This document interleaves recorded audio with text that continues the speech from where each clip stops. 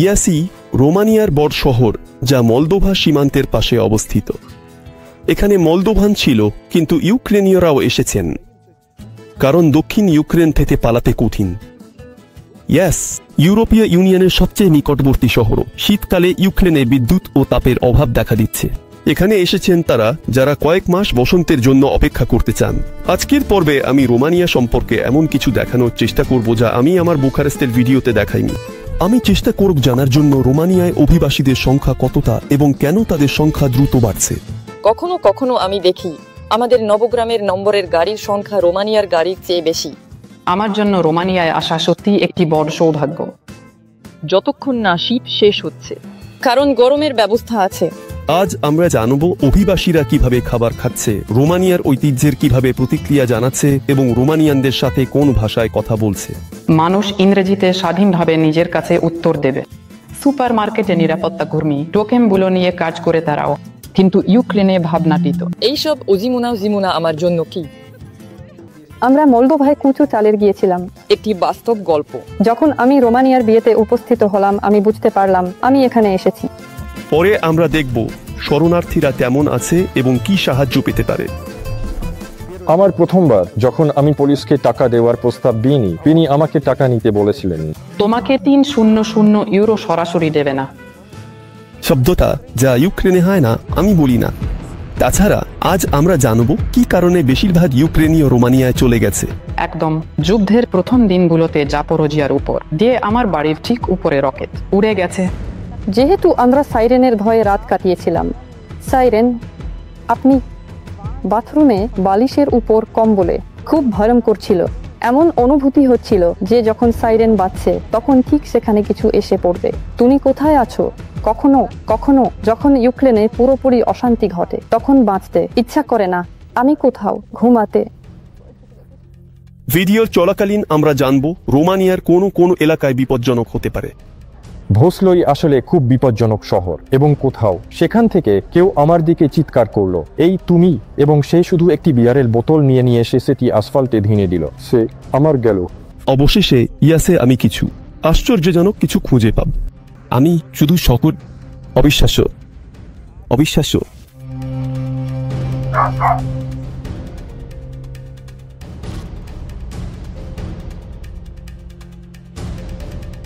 এই পর্বের শুটিংয়ের জন্য আমি কিশিনেভ থেকে ইয়াসিতে এসেছি, এমন একটি তুলনামূলকভাবে নতুন ট্রেনে যা ভেঙে পড়েছিল এবং টেনে নিয়ে যাচ্ছিল একটি পুরনো সোভিয়েত ডিজেল লোকোমোটিভ। ঘন্টা এবং একটি সস্তা টিকিট। আমি ইউরোপীয় ইউনিয়নে। এই ট্রেনগুলো সোভিয়েত 100 বছর আগে রোমানিয়ায় ঠিক করা হয়েছিল। সেগুলো নতুন করে সাজানো হয়েছে, কফি মেশিন এবং একটি মিনি বুফে যোগ হয়েছে এবং এটি বেশ আরামদায়ক হয়ে উঠেছে। জানালার বাইরে দেখে বলা কঠিন যে আমি ইউরোপীয় ইউনিয়নে প্রবেশ করছি, এবং এটি আসলে এই নদীর পেছনে। ইয়াসি হলো ইউরোপের এক ধরনের দরজা, কিশিনেভ থেকে মাত্র 100 কিলোমিটার দূরে, এবং মূলত এটি রোমানিয়ার সবচেয়ে বড় শহরগুলোর মধ্যে। পাশের এলাকায় হাঁটতে হাঁটতে মনে হয় ইয়াসি গড় পোস্ট সোভিয়েত শহরের থেকে খুব একটা আলাদা নয়। চারপাশে ধূসর বলি, বেঁকে যাওয়া বাড়ি এবং পরিত্যক্ত ভবন। কিন্তু যখন কেন্দ্রের কাছাকাছি এলাকায় প্রবেশ করো সবকিছু বদলে যায় এবং শহরটি বড় ইউরোপীয় রাজধানীর সাথে মিশিয়ে ফেলা যায়। এটি আগতদের জন্য অবাক করার মতো। আমি শুধু এসেছি এবং প্রবেশ করলাম। রোমানিয়ার সেরা শহরগুলো অনেক কিছু ছিল। ইয়াসি ছিল কোথাও শেষে। দেখলাম আসতে 1 ঘন্টা লাগবে। আমরা বললাম 1 ঘন্টা। একবার এখানে এসে পড়লাম আমরা প্রবেশ করছি এবং সংস্কৃতি ওই দিকটায়। এটা কি রোমানিয়া? এটা তো পুরোপুরি। এবং তাই ইয়াসিতে আমরা হাঁটতে শুরু করলাম, দেখতে লাগলাম। আমরা মলদোভা থেকে এক ছেলের সাথে মিললাম। সে আমাদের সব বলল। আমরা বললাম বাহ, দারুণ শহর, খুবই সরাসরি। বাতাসানের তুলনায় পুরোপুরি নিউ ইয়র্ক। অবশ্যই মেট্রোপলিস। ইয়াসিতে ঘাসের প্রতি অনেক মনোযোগ দেওয়া হয়। শীতকাল সত্ত্বেও চারপাশে জীবন্ত ফুল দেখা যায়। যা খুব পছন্দের তা হলো সবুজ শহর। গাছপালা সব কাটা হয়েছে, সবুজ, অনেক গাছপালা। মধ্যভাগে সবসময় কিছু ফুল, কিছু গাছ পাল্টাচ্ছে। এটা ইলেনা। তিনি এই পর্বের অনেক নায়ক যুদ্ধের কারণে ইউক্রেন ছেড়ে চলে গেছেন। বলতো তুমি কিভাবে ইয়াসিতে এসেছ এবং কেন এখানে? আচ্ছা, এটা একটা মজার গল্প। আমরা তো মোটামুটি 6 মাস আলবেনিয়ায় ছিলাম। মার্চ থেকে জুলাইয়ের শেষ। তারপর আমি ইউক্রেনে গিয়েছিলাম। আমার শুরু রোমানিয়া থেকে বাতাসান। সবাই বাতাসানগুলোতে রাত কাটিয়ে চলে গেল, আর স্বামী বাতাসানে রয়ে গেছে। আমরা ফিরে এসেছিলাম। ও যখন আমি সেখানে ছিলাম, তিনি বললেন, ঈশ্বর, এটা আমাদের রোমানিয়া পছন্দ হয়েছে। তার পছন্দ হয়েছে।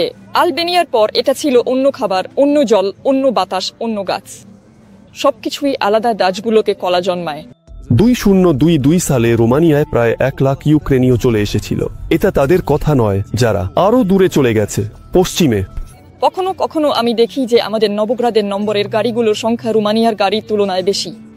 যেমন আমরা শুনেছি, পোল্যান্ডে ইতিমধ্যে অনেক ইউক্রেনীয় চলে গেছে, এবং আমরা বুঝতে পারলাম সেখানে সম্ভবত আমাদের জন্য কোনো থাকার জায়গা খুঁজে পাওয়া কঠিন হবে।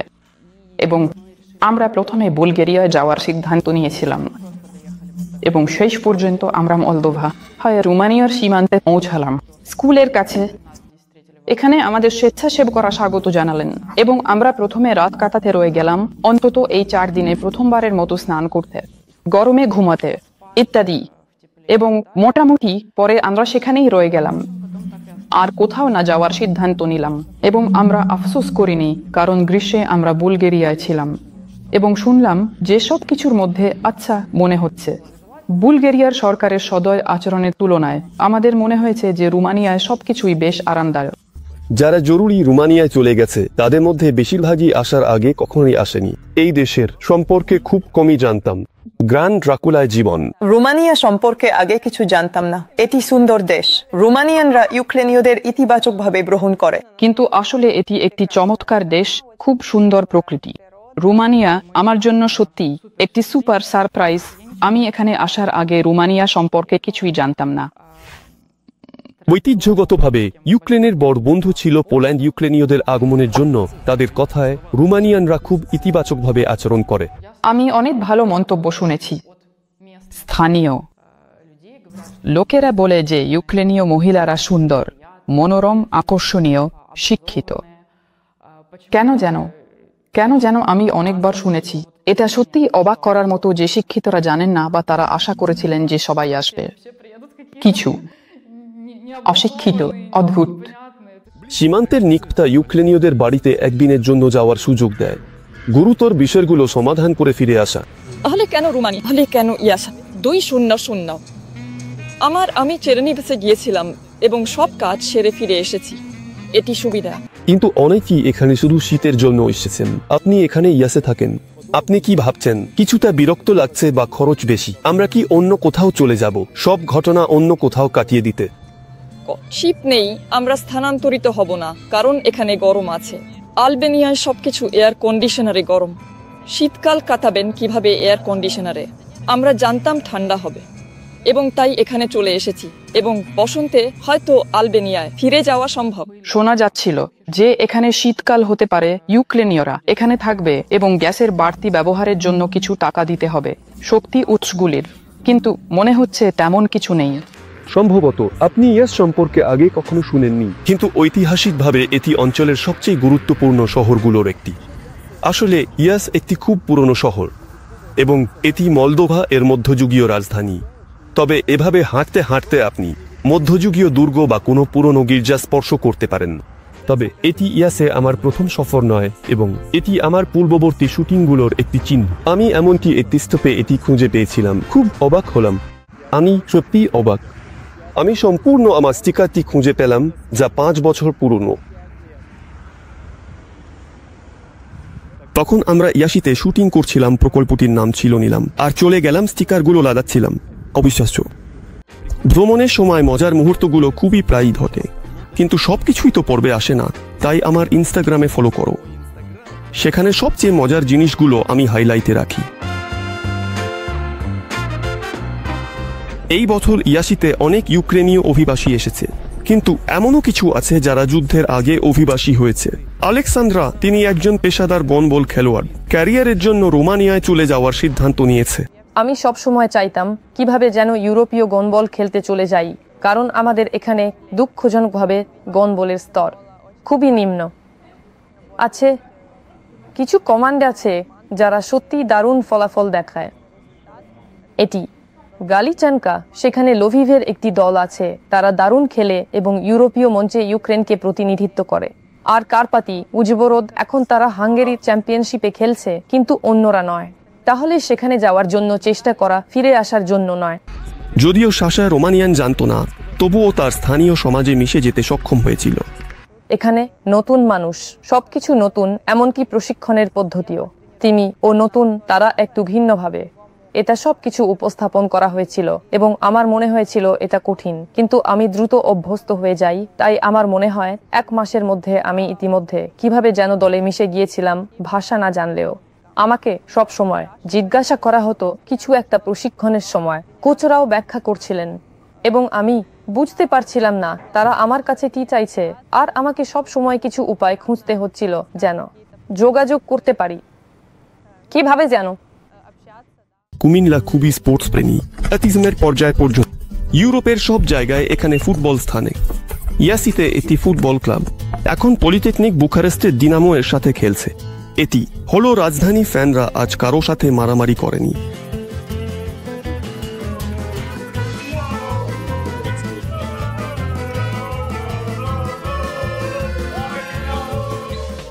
ভাষা না জানার কারণে অভিবাসীরা মূলত একে অপরের সাথে যোগাযোগ করে, কিন্তু ধীরে ধীরে রোমানিয়ান সমাজে মিশে যায়। আমি বলবো না যে আমরা স্থানীয় সমাজ থেকে কিছুটা বাদ পড়েছি। স্থানীয় সমাজ থেকে না, আমরা রোমানিয়ান প্রতিবেশীদের সাথে দারুণ যোগাযোগ করি। তারা আমাদের বাড়িতে আসে, আমাদের বাচ্চারা একসাথে ঘুরে বেড়ায়, খেলে, একসাথে নাচে। আমরা একে অপরকে জন্মদিনের জন্য আমন্ত্রণ জানাই। আমি নিজেকে বিচ্ছিন্ন মনে করি না। আমার মনে হয় না আমরা এখানে আমাদের ইউক্রেনীয় বন্দিতে বসে আছি এবং কারো সাথে যোগাযোগ করছি না। ভাষা কঠিন অবশ্যই। তাহলে কোথাও দোকানে উদাহরণ শুরু, অনুবাদক নিয়ে, ফোন নিয়ে। হ্যাঁ, তারা ইংরেজিতে কথা বলা শুরু করে। আমাকে খুব অবাক করে। আমি আশা করি সবাই ইংরেজি জানে। জানি না। তাহলে আমি দাঁড়িয়ে আছি এবং তবুও অনুবাদক। জানো, যখন এই সমাজে থাকো তখন কিছু করতে ইচ্ছে করে। এটি সব ম্যানেজমেন্ট। তাদের কিছু ফ্রেজ জানলে ভালো লাগবে। আমি সম্প্রতি ভাবছিলাম, এই অজীবনা সব কি? এটা আসলে কি? ভাষা নিজেই খুব কঠিন, ইউক্রেনীয়দের জন্য খুবই। এটা আসলে কিছুই মনে করিয়ে দেয় না, কিন্তু কিছু লাতিন শব্দ আছে, অনেক লাতিন শব্দ, এবং সেগুলোর মাধ্যমে কিছুটা প্রেক্ষাপট ধরার চেষ্টা করছে। রোমানিয়ান না জানলে ইংরেজি জানা কাজে আসতে পারে। সবাই নয়, কিন্তু অনেক রোমানিয়ান এটা বোঝে। বাস্তবিকই যদি তুমি ইংরেজি ভাষায় দক্ষ হও, তাহলে রোমানিয়ান শেখার জন্য বিশেষ কোনো প্রেরণা নেই। কারণ এখানে প্রতিটি মানুষ তোমাকে ইংরেজিতে স্বাধীনভাবে উত্তর দেবে, এমনকি সুপারমার্কেটে নিরাপত্তা রক্ষক বা যিনি টোকেনগুলো বিতরণ করেন। কিন্তু ইউক্রেনে এটা ভাবনাতীত হবে। যদিও এখানে স্থানীয়রা শুধুমাত্র রোমানিয়ান বা ইংরেজি জানে, কিন্তু রাস্তায় রাশিয়ান ভাষা শোনা যায়। কখনো কখনো অনুভূতির দিক থেকে তুমি কি হাঁটছ এবং প্রায় রাশিয়ান ইউক্রেনীয় ভাষা শুনছ। যেমন ইউক্রেনীয়। হ্যাঁ, সম্ভবত বেশিরভাগই রাশিয়ান। কারণ দক্ষিণ ইউক্রেন থেকে সবাই আছে। ইউক্রেনীয় আছে, কিন্তু এটা ইউক্রেনীয়রা নাকি সেখানে ইভানোভে। রোমানিয়ার ভাষা ছাড়া কাজ পাওয়া কঠিন, কিন্তু এটা আন্না। তিনি একজন ফটোগ্রাফার এবং যুদ্ধের পর তাকে ইয়াসিতে কাজ খুঁজতে হয়েছে। শুটিংয়ের খবর রোমানিয়ান এবং ইংরেজি ভাষায় শুরু করলো। আমি বসে ভাবছিলাম, আমার হাত কাঁপছিল। আমি সত্যিই বুঝতে পারছিলাম না তাদের উত্তর দেব কাজ করব। একটা বুঝতে পারো তুমি কিভাবে কাজ করবে যদি তুমি ভাষা না জানো। আমি শান্ত গিয়েছিলাম, ধীরে ধীরে শুরু করতে হবে। আমি মানুষ উত্তর। প্রথমে আমি বার্তা চিঠিপত্রে 2 ঘন্টা দিতাম, যাতে অনুবাদকরা সবকিছু সঠিকভাবে অনুবাদ করতে পারে। এবং তারপর এটা কিভাবে যেন শুরু হলো বিকাশিত হতে। এবং আমি এপ্রিল মাসে অনেক শুটিং করেছি। মে মাসে আমি প্রথম বিয়ের শুটিং করলাম। মধ্যে এই বিয়ের পর আমার কাছে আরো প্রকল্প আসতে শুরু করলো। এছাড়াও ভাষার বাধা সত্ত্বেও এখানে অনেক অভিবাসীর ব্যক্তিগত জীবন গড়ে তোলার সুযোগও হয়। আমারও প্রাক্তন প্রেমিক রোমানিয়ান ছিল, তাই তার সাথে শুধু রোমানিয়ানেই কথা বলতে হতো। এবং আমার মনে হয় এটা সাহায্য করেছে। তাই যদি কেউ রোমানিয়ান শেখার কথা ভাবছে, ছেলেরা সাহায্য করে। মনে পড়ে যখন আমি রোমানিয়ায় এসেছিলাম, তখন মেয়েরা আমাকে বার্তায় উত্তর দিতে সাহায্য করেছিল। কিন্তু যদি সত্যি সম্পর্ক গড়ে তুলতে চাও কিন্তু তুমি ভাষা জানো না, তাহলে কিছু প্রশ্ন উঠতে পারে। শুধু হয়তো ভাগ্য ভালো হলে যদি তোমরা দুজনেই ইংরেজি জানো। রোমানিয়ান ভাষা স্লাভদের জন্য বেশ কঠিন। এতে অনেক উপভাষা এবং উচ্চারণ পাওয়া যায়। এমনকি মলদোভানরাও, যাদের রোমানিয়ান আসলে মাতৃভাষা, তারা এখানকার স্থানীয়দের থেকে কিছুটা আলাদা হয়ে যায়। মলদোভিয়ান উচ্চারণ আছে, কারণ সব রোমানিয়ানরা বুঝে না, মানে বুঝে কিন্তু সবাই নয়। আমরা কি বলছি, এবং যখন আমি এখানে প্রথম এসেছিলাম তখন 3-4 বার পুনরাবৃত্তি করতে হয়েছিল। আমি ভাবতেও পারি না যদি আমি কোথাও আরও দূরে যেতাম, কারণ আমরা এখনো একে অপরকে বোঝার চেষ্টা করছি। ইয়াসে এবং ওসলুতে কিন্তু আমি আরও দূরে ছিলাম। একই কোর্সে, সেখানে মানুষরা একদম ভিন্নভাবে কথা বলে, তাদের উচ্চারণ একদম আলাদা, অন্য শব্দগুলো। তখন আমি তাদের বুঝতে পারিনি, তারা আমাকে এখনো বুঝতে পারছিল, আমি তাদের বুঝতে পারিনি। মানে তারা বলছিল, জানি না, প্রথমবার এমন শব্দ শুনলাম। তাদের ডান দিকে এটা আসলে রোমানিয়ান। রোমানিয়ায় শরণার্থীদের জন্য ফ্রি ভাষার কোর্স আছে, কিন্তু এর জন্য এটা শেখা খুব সহজ নয়। বুঝতে পারছি, এই সময়ের মধ্যে আমরা কিছু মৌলিক বাক্য জানি যা দৈনন্দিন জীবনে দরকার। কিছু কিছু সুপারমার্কেটের সাইনবোর্ডে আমরা কিছু নামও জানি। তাহলে আজ আমি শুরু করছি। আসলে আমি এর জন্য প্রস্তুত হয়েছি, এবং আজ রাতে প্রথম অনলাইন ক্লাস, রোমানিয়ান ভাষার কোর্স। বড়দের তুলনায় অধিবাসী শিশুদের নতুন দেশে খাপ খাওয়ানো দ্রুত হয়। আমার মেয়ে প্রতিবেশীদের রোমানিয়ান শিশুদের সাথে বন্ধুত্ব করেছে, এবং আমি দেখছি সে সেখানে অনেক শব্দ ইতিমধ্যে বলছে। আমি জানি না ইংরেজিতে এটা কি হবে, কিন্তু রোমানিয়ান ভাষায় এটা এমন হবে। আমি মনে করি সে ভালোভাবে খাপ খাইয়ে নিয়েছে। মানে সে অবশ্যই বলে যে সে বাড়ি যেতে চায়, কিন্তু কখনো কখনো সে এ নিয়ে ভাবছে এবং বলে, এটা তো মনে হচ্ছে একটু দুঃখজনক, এখানে তার অনেক স্থানীয় বন্ধু হয়ে গেছে। বেশিরভাগ ইউক্রেনীয় শিশু ইউক্রেনে দূরশিক্ষণের মাধ্যমে পড়াশোনা চালিয়ে যাচ্ছে, কারণ ইয়াসিতে ইউক্রেনীয় স্কুল নেই। এখানে রোমানিয়ায় মূলত ইউক্রেনীয় স্কুল নেই। স্কুল আছে, বুখারেস্তে আছে। এগুলো ইয়াসিতে নয়, এগুলো স্কুল, সেখানে সুচাভা, বুখারেস্ট। কিন্তু এই স্কুল, আবারও বলছি, ইউক্রেনীয় নয়। মানে সেখানে রোমানিয়ান প্রোগ্রাম পড়ানো হয়। মানে শিশুরা রোমানিয়ার ভূগোল, রোমানিয়ার ইতিহাস পড়ছে, কিন্তু ইউক্রেনীয় ভাষায়। রোমানিয়ার আরেকটি সুবিধা হিসেবে ইউক্রেনীয়রা মানসিকতাকে উল্লেখ করে। অবিশ্বাস্যভাবে বন্ধুত্বপূর্ণ জাতি, যারা পারিবারিক মূল্যবোধ এবং একই ধরনের ঐতিহ্য মেনে চলে। আমার কাছে সবকিছুতেই সহানুভূতি ভালো লাগে। আমরা যখন এখানে এসেছিলাম, আমি এখানে কিছুই জানতাম না কোথায় আমাদের কি হচ্ছে। সবকিছু আমাকে বলেছিল কোথায় অনুষ্ঠান হয়। রোমানিয়ান ক্লাসে যাওয়ার সিদ্ধান্ত নিয়েছিলাম, তারা আমাকে নিয়ে যাবে। কেউ যে রুশ বা ইউক্রেনীয় জানে কিন্তু নেই, শুধু রোমানিয়ান এবং ইংরেজি জানতাম। আমি বসেছিলাম, ক্লিক করলাম আর চলে গেলাম। সত্যি বলছো, তাই না? আমার জন্য রোমানিয়ায় আসা সত্যি একটা বড় সৌভাগ্য। আমি মনে করি আমরা সত্যি ভাগ্যবান যে আমরা এখানে এসেছি। সবার থেকে বড় প্লাস হলো মানুষ সম্পূর্ণ উন্মুক্ত, হয়তো কখনো কখনো ইউক্রেনের চেয়ে আরো উন্মুক্ত, আরো স্বচ্ছন্দ, কিছুটা এমন অস্বস্তিকর। সহজেই যোগাযোগ করে, খুব সহজ, অপরিচিত মানুষের সাথে সহজেই যোগাযোগ করতে পারে। অবশ্যই রোমানিয়ানদের অনেক বিশেষত্ব আছে। কখনো কখনো হ্যাঁ অনুভব করা যায়, কিন্তু খুব বেশি নয়, কারণ আমরা তো কাছাকাছি। ইউক্রেন এবং রোমানিয়া, তারা একে অপরের কাছে খুব কাছাকাছি।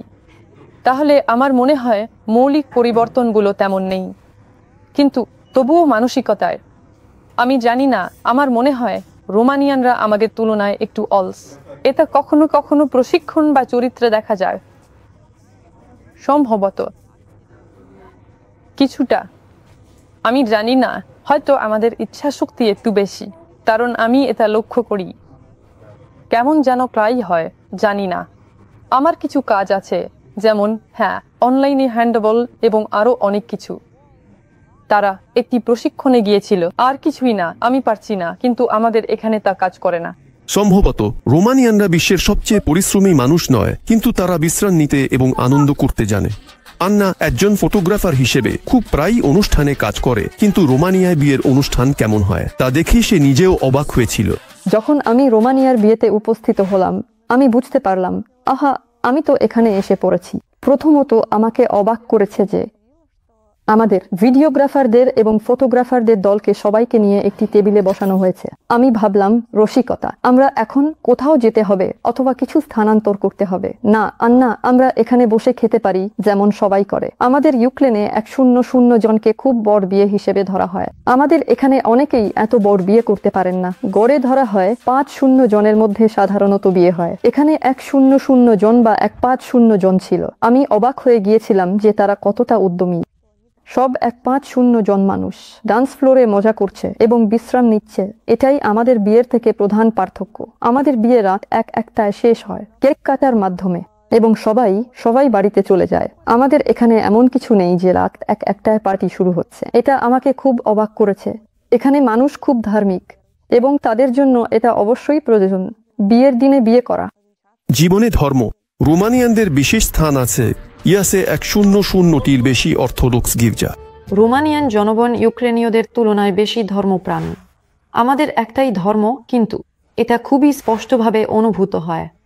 আমরা দৃষ্টিভঙ্গিতে খুবই অনুরূপ। জীবনের ধরন, পরিবারের সম্পর্ক, কাজের প্রতি সম্পর্ক এবং সম্ভবত এর জন্য এখানে মানসিকতার দিক থেকে স্বাচ্ছন্দ্য বোধ করা যায়। যে কোনো ক্ষেত্রে এটা নিরাপদ। রোমানিয়ায় সব জায়গায় নয়।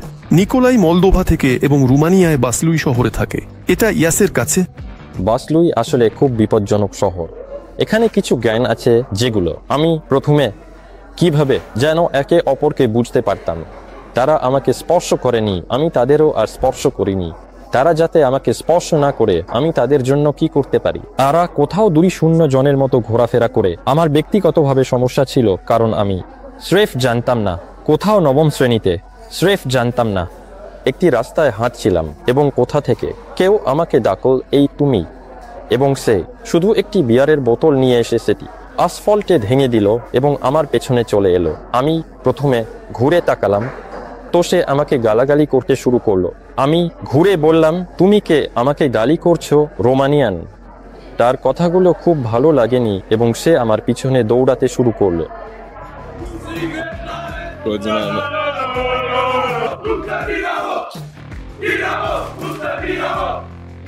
রোমানিয়ায় চাকরি খুঁজে পাওয়া খুব কঠিন নয়, কিন্তু কিছু বিশেষ পেশার মানুষের জন্য এটি অন্যদের তুলনায় সহজ। এখানে প্রথম যে মানুষগুলো চাকরি পেয়েছিল তারা আবারও স্বেচ্ছাসেবকরা, যারা প্রথমে বিনামূল্যে সাহায্য করেছিল।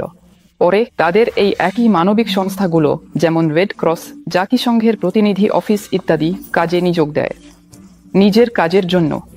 এটি একটি দারুণ সমাধান ছিল।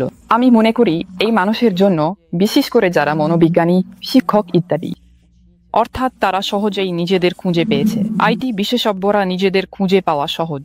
কিছু মানুষ তাদের কোম্পানি নিয়ে এসেছে, স্থানান্তর করেছে, কেউ ফ্রিল্যান্সার হিসেবে চলে এসেছে, নিজের জন্য প্রকল্প খুঁজে পেয়েছে। সম্ভবত সবচেয়ে কঠিন পরিস্থিতি তাদের জন্য যাদের ইউক্রেনে কিছু যোগ্যতা আছে। এখন উদাহরণস্বরূপ সঙ্গে প্রতিবেশীরা থাকেন। ইউক্রেনীয়রা হলেন একটি ইউক্রেনীয় স্কুলের পরিচালক, ইউক্রেনীয় ইতিহাসের শিক্ষক। স্পষ্ট যে এই মানুষদের জন্য দুঃখজনকভাবে রোমানিয়া চাকরির দিক থেকে কিছু আকর্ষণীয় অফার করতে পারছে না। সম্ভবত হ্যাঁ, এই মানুষগুলো এখানে নিজেদের খুঁজে পেতে পারবে। সবচেয়ে কঠিন, যেমন চিকিৎসকরা অথবা হিসাবরক্ষক অথবা আর কেউ, অর্থাৎ এটি একটি সমস্যা। নাতালিয়া খার্কিভের ডাক্তার অদ্ভুতভাবে এমন একটি জটিল ক্ষেত্রে বিদেশিরাও সত্যিই চাকরি খুঁজে পেতে পারে। রোমানিয়ার সরকার মার্চ মাসে একটি নির্দেশিকা প্রকাশ করেছে যার অনুযায়ী ইউক্রেনীয়রা কাজ করতে পারে, বিশেষ করে এবং ডাক্তাররা এবং দন্তচিকিৎসকরা ডিপ্লোমার স্বীকৃতির ছাড়া শুধুমাত্র ইউক্রেনীয় ডিপ্লোমার রোমানিয়ান ভাষায় নোটারি দ্বারা স্বাক্ষরিত অনুবাদের উপস্থিতিতে এবং নিশ্চিতকরণের সাথে নিয়োগকর্তার কাছ থেকে তিনি কি আপনার যোগ্যতা এবং দক্ষতা পরীক্ষা করেছেন এবং আপনি আপনার পেশার জন্য ঘোষিত দক্ষতা এবং ক্ষমতার সাথে মিলে যাচ্ছেন। তবুও এখানে আসা বেশিরভাগ ইউক্রেনীয়রা দূরবর্তীভাবে কাজ করছেন। তুমি ইউক্রেনীয় পত্রিকার প্রধান সম্পাদক, ইন্টারনেট মিডিয়া গারিহা। আর রোমানিয়া থেকে ইউক্রেনের সম্পাদনা নিয়ন্ত্রণ করা কেমন? তাহলে এই পরিস্থিতিতে সেখানে থাকার চেয়ে এখানে থাকা সহজ। আমি ঠিক তখন পড়েছিলাম যখন সব বিদ্যুৎ চলে গিয়েছিল। আমি সেদিন সেখানে ছিলাম যখন সবচেয়ে বেশি রকেট পড়েছিল।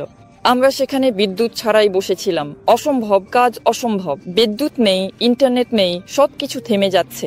আর অন্যান্য ইউক্রেন থেকে বেরিয়েছেন কোথায়? সবাই নয়, কেউ কি খেরসন অঞ্চলে রয়ে গেছে, কেউ কিয়েভে। ইরিনা একজন আইটি বিশেষজ্ঞ, তার অফিস নেই, তাই সে কোয়ার্কিং নিয়ে কাজ করছে। এটি কোওয়ার্কিং ফ্যাবওয়ান। এমন 2টি কোওয়ার্কিং আছে ইয়াসি শহরে। এটি তাদের মধ্যে একটি। বিভিন্ন ধরনের সদস্যপদ আছে। দিনের জন্য কাজের দিন হিসেবে যদি আমি ভুল না হই 1.5 ইউরো, 1 মাসের জন্য 1.80 ইউরো। তাহলে ডিসকাউন্টের বিকল্প আছে। যদি তুমি 1 বছরের জন্য বা 6 মাসের জন্য পরিশোধ করো তাহলে দাম একটু কম, একটু নিচে। এছাড়াও কাজের জায়গাগুলো পাওয়া যাচ্ছে, কনফারেন্স রুম পাওয়া যাচ্ছে, চা, কফি এবং দারুণ কোম্পানি। এখানে সবসময় ইউক্রেনীয় মিষ্টি থাকে। তাদের সংখ্যা কম কিন্তু মিষ্টি থাকে। রাশিন ঠিক এই কোয়ার্কিং যে, যদিও রোমানিয়া ইউরোপীয় ইউনিয়নের একটি দেশ, এখানে জীবনযাত্রার সত্যগুলো মেলে। এখানে যখন তুমি বাসা ভাড়া নাও তোমার কাছে অন্তত কিছু মৌলিক জিনিস থাকে, জিনিসপত্র। এটা হতে পারে একটি আলমারি, ফ্রিজ, বিছানা, সোফা, চেয়ার। যদি তুলনা করি ধরো একই জার্মানির সাথে, আমার জার্মানিতে একজন বন্ধু আছে, সে স্থানীয় বাসিন্দা। আমি যখন জিজ্ঞেস করলাম, আমি বললাম, লুকাস তুমি কি আমাকে বলতে পারো বাসা ভাড়া কত? সে সেখানে আনুমানিক একটি পরিমাণ বলল। আমি দেখলাম আর সেখানে তো শুধু ফাঁকা অ্যাপার্টমেন্ট। আমি জিজ্ঞেস করতে শুরু করলাম, ফার্নিচার? সে বলছে আপনি ফার্নিচারের সাথে আসবেন। আমি বললাম, মানে ফার্নিচারের সাথে? সে বলছে, আচ্ছা আপনি সবকিছু নিজে কিনে নিয়ে আসেন। সে বলছে তোমাদের ইউক্রেনে? আমি বললাম না, এখানে ভাড়া দেওয়া হয়। আমি বললাম, তোমার জন্য সেখানে হয়তো ইস্ত্রি এবং মাসুলা 500 রেখে দিতে। তাহলে আমি নিজের জন্য সিদ্ধান্ত নিয়েছি, জার্মানি আমার জন্য নয়। এটা পুরোপুরি সেরা বিকল্প নয়। একটি স্টুডিওর ভাড়া 500 ইউরো প্রতি মাসে, তার সাথে 20 কর, 19 কর এবং তার সাথে আরও বিদ্যুৎ বিল। যখন আমি ভাবলাম যে এটা ভাড়া নেওয়া দরকার, সত্যি বলতে আমি জানি না আমি কিভাবে এর জন্য টাকা দেব ভবিষ্যতে। আমি শূন্যে কাজ করতে প্রস্তুত, যাতে অন্তত বাসার ভাড়া দিতে পারি। ভাড়া, স্থান, টাকা তুমি ইউক্রেনের কাজ থেকে উপার্জন করছো, জীবনযাপনের জন্য কি যথেষ্ট আছে? ইউক্রেনে এই টাকার সাথে তুলনা কিভাবে? তোমার জন্য কোথায় বেশি হয়? এই পরিমাণে নিজেকে কিছু কিনতে পারবো? আচ্ছা, আমার মনে হয়েছে আমি আলবেনিয়ার পর তুলনা করছিলাম। আলবেনিয়ায় সবকিছু খুব সস্তা, খুব সস্তা, দাম বেশি। আমার মনে হচ্ছে যেহেতু ইউক্রেন, আমি ইউক্রেনে গিয়েছিলাম, ইউক্রেনে সস্তা। সস্তা তাই না? এখন ইউক্রেনে দাম অনেক বেড়ে গেছে। বেড়ে গেছে, কিন্তু তবুও যখন আমি দোকানে যাই কিনি, আমি 100 ইউরো ট্রান্সফার করি। এখানে আমি 100 ইউরোতে এত কিছু কিনতে পারবো না। যদিও প্রথমে আমার মনে হচ্ছিল দামগুলো খুব কাছাকাছি। সেখানে কিছু পজিশন, সবজি সম্ভবত একই রকম। যদি কোনো দুধ, মাংস নেওয়া হয়, এখানে সবকিছু দাম বেশি। রোমানিয়া ইউরোপীয় ইউনিয়নের সবচেয়ে সস্তা দেশগুলোর মধ্যে একটি। বিদেশিদের কাছে দামগুলো অনেক বেশি মনে হয়। কিছুটা সময় লাগল সেই দামগুলোর সাথে অভ্যস্ত হতে, কারণ ইউক্রেনে তখন আমার মনে হয়েছিল সবকিছু সস্তা। আর রোমানিয়ায় জানি না, আমি দেখছিলাম এবং ভাবছিলাম, আহা কেন এত দামি। তাহলে খাবারের ব্যাপারে আমার মনে হয় যদি আমরা কোথাও ক্যাফেতে খেতে যাই তাহলে এখানে একটু বেশি দাম, অর্থাৎ ইউক্রেনের তুলনায় একই লভিভে। অথবা উদাহরণস্বরূপ আমার বাড়িতে সেখানে সবকিছু দ্বিগুণ সস্তা। তো দামগুলো এমন, আমার মনে হয় প্রায় কিয়েভের মতো। রোমানিয়ায় একমাত্র জিনিস যা আমি দেখেছি তা হলো সেবা সুবিধা, যেমন সৌন্দর্য শিল্প। মানে সেখানে চুলের রং করা 200-300 ইউরো হতে পারে। ইউক্রেনের জন্য এটা খুবই দামি। এবং সাধারণভাবে যে জিনিসগুলো হ্যান্ডমেডের সাথে সম্পর্কিত, যেমন আমার মেয়ের শীঘ্রই জন্মদিন, আমি সেখানে হাতের কাজের কেকগুলো দেখছিলাম, সেগুলো ইউক্রেনে যা আছে তার চেয়ে অনেক বেশি দামি। পরিবহন, হ্যাঁ, ট্যাক্সি একটু বেশি দামি, ঠিক আছে, যদিও মনে হচ্ছে কিয়েভের মতোই, কিন্তু আমার বাড়ির চেয়ে একটু বেশি দামি এটা। আর জিনিসপত্রের দাম, আমার মনে হয় এখানে দামগুলো আরও ভালো, কারণ সবশেষে ইউরোপ বলা যায়, তাই এখানে কিছুটা সস্তা হবে। ইউরোপ বলা যায়, তাহলে এখানে কিছুটা সস্তা হবে। এখানে জীবনযাপন করা সম্ভব, আমি মনে করি স্বাভাবিক। যদি উপার্জন ভালো হয় তাহলে নিজেকে কিছুতেই বঞ্চিত করতে হবে না। ইয়াসিতে পাবলিক ট্রান্সপোর্ট বেশ সুবিধাজনক। শহরে এমন লম্বা ট্রামগুলো চলে যেখানে পিক আওয়ারেও সবাই ঢুকে পড়তে পারে। টিকিটের দাম 2 লেই। আমি নিজে প্রায় রোমানিয়ায় গাড়ি চালিয়ে যাই এবং আমার মনে হয় তারা প্রায় আমাদের মতোই গাড়ি চালায়। এখানে গাড়ি চালানো ভালো। ওডেসায় আমাদের এখানে গাড়ি চালানোর একটা আলাদা স্টাইল আছে, কিন্তু তবু অনেক ওডেসি তো এখানে বলেন যে এখানে গাড়ি চালানো খারাপ, কিন্তু ট্যাক্সিরা তো সব জায়গায় খারাপ চালায়। রোমানরা গাড়ি চালাতে আরো ভালো, কিন্তু পার্কিং তারা যেভাবে খুশি সেভাবেই করে। পুলিশ গাড়িটিও যা ভুল পার্কিং এর জন্য জরিমানা করা উচিত। 2টি চাকা দিয়ে ফুটপাথে দাঁড়িয়ে আছে সাধারণভাবে। ইয়াসিতে ট্রাফিক পুলিশ কাজ করে সব সময়, পার্কিং এর জন্য জরিমানা করা হয় না। কিন্তু আমার সামনে একজন দুর্ভাগ্যকে স্কুটারে থামিয়ে দিয়েছিল। স্কুটার নিয়ে কি হয়েছে? এটা হলো ঘোড়ার গাড়ির প্রতি দমনপীড়ন। আমি দেখতাম এমনটা। ট্রান্সপোর্টকে জরিমানা পার্কিং এ নিয়ে যাওয়া হয়, কিন্তু আমি অপেক্ষা করিনি।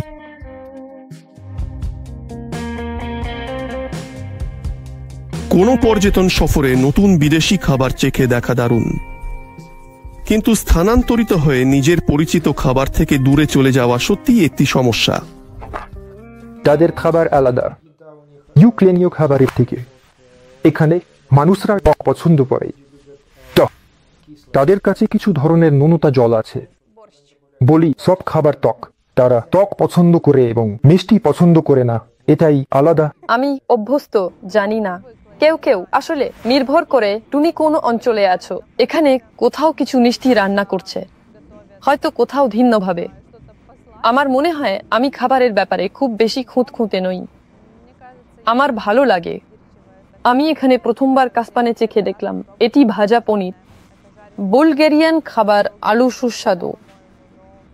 এটি খুব সুস্বাদু।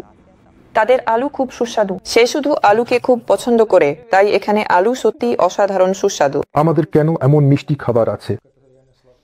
আমি সময় আলু খেতাম। আমার এখানে আরমালির খাবার খুব পছন্দ, কারণ সম্ভবত আমি শুধু গুলোবৎস পছন্দ করি, অথবা আমি তাদের জন্য মিস করছি, কিন্তু তারা একটু টকও। রোমানিয়ার স্বাদের কারণে এখানে কিছু পণ্য পাওয়া প্রায় অসম্ভব, যেগুলোতে ইউক্রেনীয়রা অভ্যস্ত। অনেক মানুষ সত্যি কথা বলতে পরিচিত খাবারের জন্য কষ্ট পাচ্ছে। যেমন রোমানিয়ায় প্রায় কালো চা নেই। এটি একটি অভাব। মানুষরা ইউক্রেন থেকে কালো চা নিয়ে আসে। সেখানে কিছু লোক আছে যারা গমের দানা, হেরিং এমন কিছু নিয়ে আসার চেষ্টা করছে। এখানে তোমাকে খুঁজে পাওয়া যায় না কেন চা পান করা হয় না। একটু দোকানে যাও, শপিং সেন্টারে, এবং শুধু চা বিভাগের কাছে যাও। সেখানে অবশ্যই কেউ থাকবে এবং গালিগালাজ করবে কারণ সে চা খুঁজে পাচ্ছে না। আমি ইতিমধ্যে জোড়া ছড়ানো শুধু তো যেমন কিছু হার্বাল চা আছে, কিন্তু এখন সেখানে ওজন কমানোর জন্য জানি না। এটা হলো সেখানে ইউক্রেনে চায়ের অনেক ধরনের আছে। সেখানে অনেক এফির এবং চা এবং সবকিছু। হ্যাঁ, পার্থক্য বিপরীতে এখানে কফি। এখানে অনেক কফি আছে। কিছু লোক সরাসরি মলদোভা থেকে নিয়ে এসেছিল। আপনি মলদোভায় গম নিতে। এটি একটি বাস্তব গল্প। বন্ধুদের পাঠানো হয়েছে। আমার সহকর্মীরা গমের দানা এবং মলদোভা থেকে চা পাঠিয়েছে। কিন্তু মলদোভার লোকেরা স্থানীয় বাজারে তারা কিভাবে যেন ব্যস্ত হয়ে পড়েছে এবং অর্ডার নিতে শুরু করেছে। মলদোভা থেকে ইউক্রেনীয়দের জন্য কি নিয়ে আসা উচিত? এখানে কাদের কথা বলছো? অনেক ইউক্রেনীয় আছে। যখন আমরা প্রথম এসেছিলাম, মলদোভাদের সাথে পরিচিত হয়েছিলাম। সারা যোগাযোগের পরিবেশ ছিল এবং শুধু পরিচিত হচ্ছিলাম। ভাষা, যখন কথা বলা শুরু করো, বুঝতে পারে দারুণ।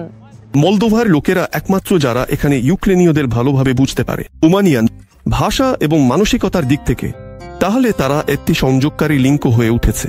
যুদ্ধ শুরু হয়েছে তখন থেকে এখানে অভিবাসীরা আসতে শুরু করেছে, আর আমরা পরিচিত হলাম। আমি সময় স্বেচ্ছাসেবকদের সাথে ছিলাম। নিকোলাই মলদোভা ছাত্র। যুদ্ধের সময় সে একজন স্বেচ্ছাসেবক ছিল এবং ইউক্রেনীয়দের সাহায্য করছিল। তারা একে অপরকে বুঝতে পারছিল না কারণ রোমানিয়ায় রুশ ভাষা শেখানো হয় না। তারা আমাকে ডাকল কারণ আমি রুশ জানি, আর তারা আমাকে কিছু সময় তাদের সাথে থাকতে এবং সাহায্য করতে বলল কারণ তাদের কাছে কেউ ছিল না। মলদোভান পরিচিতরা তারাও মলদোভান, 2-3 আর আমরা তাদের সাহায্য করছিলাম। সে বলছে এটা কঠিন ছিল। অনেক স্বেচ্ছাসেবক কাজ ইউক্রেনীয় শরণার্থীদের মলদোভানদের করতে হয়েছিল। তাদের সংখ্যা ছিল খুবই বেশি, মানে 3 জনের জন্য এত মানুষ। আচ্ছা, মনে পড়ে একবার 5-0 জন ছিল। খুবই কঠিন ছিল। এদিকে দৌড়াতে হচ্ছিল, ফিরে আসতে হচ্ছিল।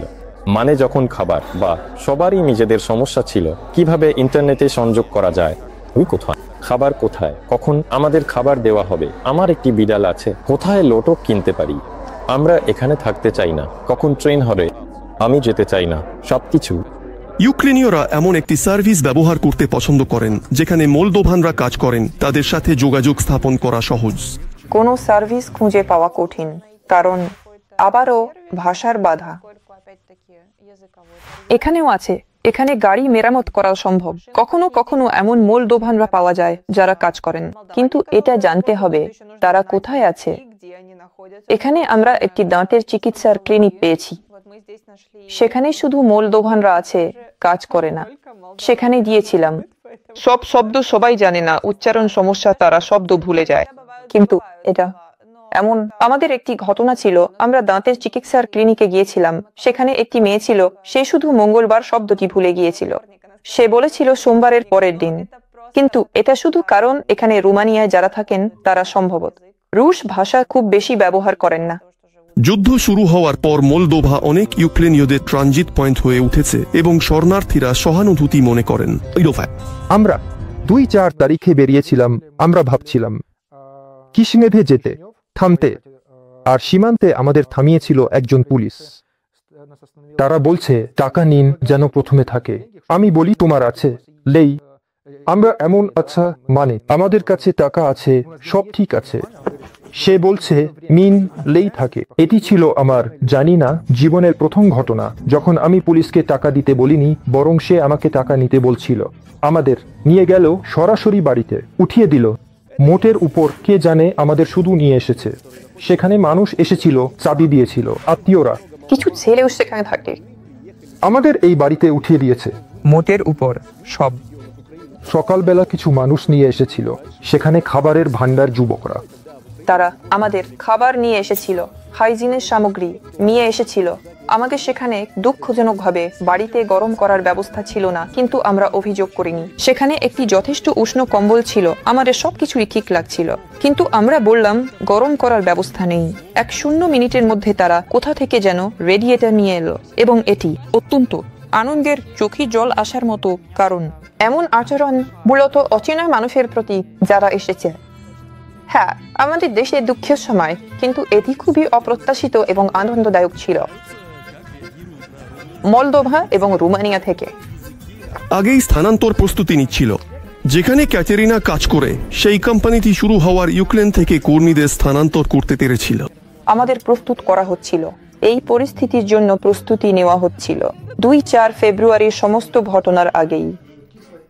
ডিসেম্বরের মাঝামাঝি কোম্পানি জোর দিয়ে বলেছিল যে বেরিয়ে যেতে হবে।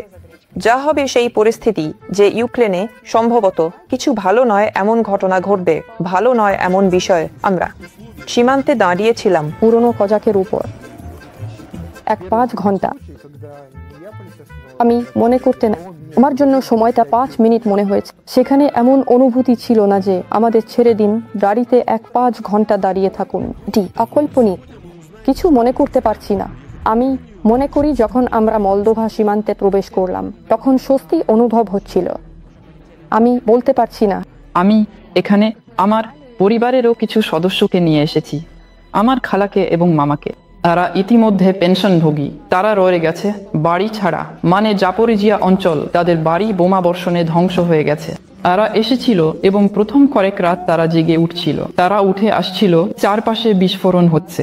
অ্যানার জন্য বেরিয়ে যাওয়া একটি কঠিন সিদ্ধান্ত ছিল, কারণ সেই সময় তার আত্মীয় এবং বন্ধুরা ইউক্রেনে ছিল। আমি ওডেসায় আছি। আমার ভাই, যিনি সেনা ক্যাম্পের পাশে থাকেন, তিনি অন্য শহরে আছেন, এবং আমার সামনে একটি কঠিন নির্বাচন ছিল। অথবা এখন সবার সঙ্গে চলে যেতে হবে, অথবা শুধু তার কাছে যাওয়া এবং সম্ভবত ফিরে না আসা, কারণ তখনই বোমা পড়ছিল, মানুষ ইতিমধ্যে লাগেজ নিয়ে ঘুরছিল, টাকা তুলছিল, ফিরে যাওয়া সম্ভব ছিল না। এবং আমি খালার সঙ্গে ফোনে কথা বললাম, দাদির সঙ্গে। সবাই আমাকে বলল বাড়িতে যেতে।